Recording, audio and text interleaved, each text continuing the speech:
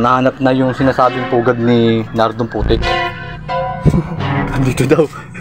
Hindi niya mabuksan. Binubukan niya buksan pero nakuha niya lang stick.